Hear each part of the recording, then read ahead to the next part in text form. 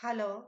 आज हम introduction to SQL का लास्ट रिमेनिंग पार्ट करेंगे, data updation and deletion.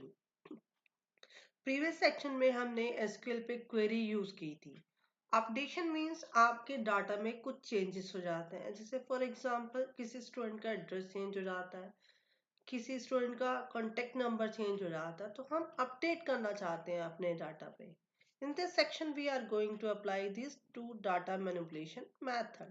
Data update, we may need to make changes in the value. आपको values में change करने हैं। अब वो वैल्यूज किसी पर्टिकुलर एक कॉलम में या एक से ज्यादा कॉलम में भी हो सकती है। For example we may require some changes, जैसे कुछ चेंजेस आपके एड्रेस में, फोन नंबर में या पर्सन की स्पेलिंग में चेंज हो गए।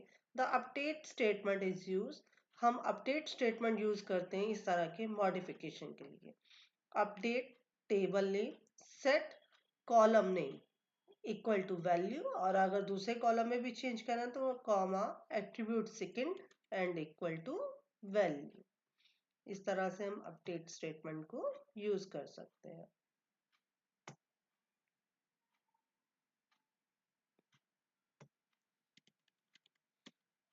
The student table 8.7 has the null value. आप नल वैल्यू को भी चेंज कर सकते हैं किसी वैल्यू से।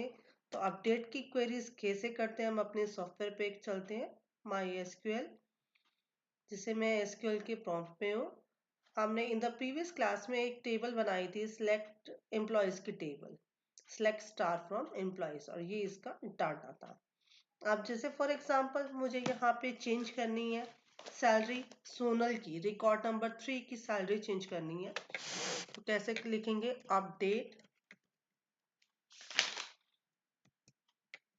Update table name employ set, set क्या करना है, सैलरी इक्वल टू, यहाँ करनी है 7200। अब सैलरी किसकी 7200 करनी है, यहाँ हमें बताना पड़ेगा कंडीशन लगा के, वेयर। आप कंडीशन में एम्प्लॉय आईडी भी दे सकते हो और नेम भी दे सकते हो, पर नेम अगर दो नेम सेम है तो प्रॉब्लम है। तो एम्प्लॉय आईडी जो यूनिक फील्ड है वहां पे हम क्वेरी लगा सकते हैं, where employ ID equal to employ ID equal to 3 semicolon. ई स्टेटमेंट टर्मिनेट विथ सेमीकोलन। वो कह रहे क्वेरी होके 1 रो इफेक्टेड हो गई, आपकी रो मैच हुई 1, 8 चेंजेस आए। तो आप यहाँ से रिकॉर्ड चेक कर सकते हैं, सिलेक्ट स्टार फ्रॉम एम्प्लॉय। आपकी सोनल की जो सैलरी थी वो 7200 होगी। अब एक से ज्यादा कॉलम में चेंजेस करने हैं तो कैसे करेंगे, एरो की से आप ले आए एम्प्लॉय सेट सैलरी, जिससे चारों का नेम और सैलरी दोनों ही चेंज करना चाहते हो। सैलरी आपने दे दी इसकी 7000,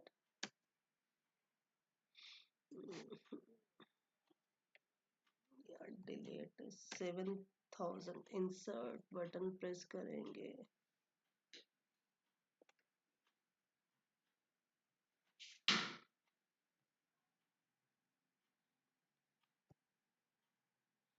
यहाँ जैसे हमें 7000,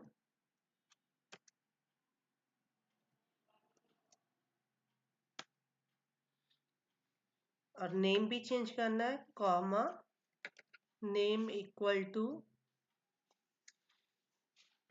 आप सोनल की जगह कुछ और नाम देना चाहते हैं, कोट्स में आएगा क्योंकि नेम आपका करेक्टर है, आपने लिख दिया अनुभव, और where employ ID equal to 3। तो कह रहा है रो मैच हो गई, चेंजेस हो गए आपके, और वो नहीं। तो आप चेक कर सकते हैं, सिलेक्ट स्टार फ्रॉम एम्प्लॉयज।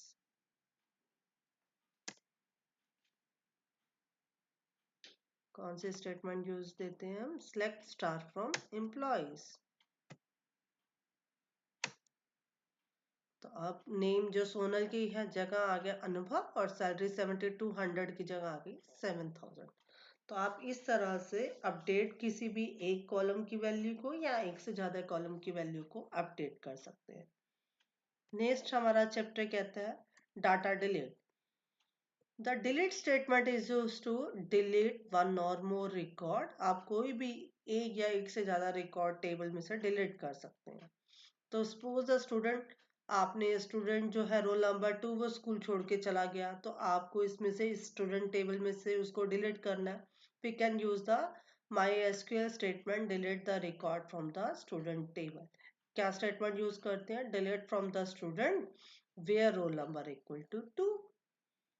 हम अपने उसमें चलते हैं एसक्यूएल में, आपको प्रैक्टिकली दिखाते हैं। डिलीट, क्या लिखेंगे हम लोग? Delete from employee. किसको डिलीट करना है? Where employ ID equal to 2। हमें एम्प्लॉय आईडी जिसकी 2 है उसको डिलीट करना है। और तब सेमीकोलन आएगा हर एक स्टेटमेंट के बाद। आपकी क्वेरी इफेक्टेड हो गई। आप सिलेक्ट स्टार फ्रॉम एम्प्लॉयज, आप उसको चेक कर सकते हैं। अब जो रो नंबर 2 थी, रिकॉर्ड नंबर 2 था हमारा चारू, 85,000 उसकी सैलरी थी, वो हमारे एम्प्लॉय टेबल से डिलीट हो गया।